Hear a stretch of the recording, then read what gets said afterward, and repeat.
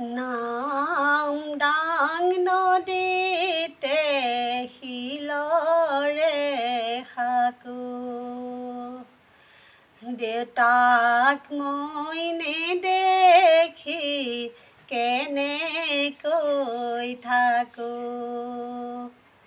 দেউতাৰ সলনি শহুৰক পাবা মৰমৰ দেউতালৈ পাহৰি যাবা নাম ডাং নদীতে শিলৰে সাকো মাক মই নেদেখি কেনেকৈ থাকো মাৰা সলনি শাহু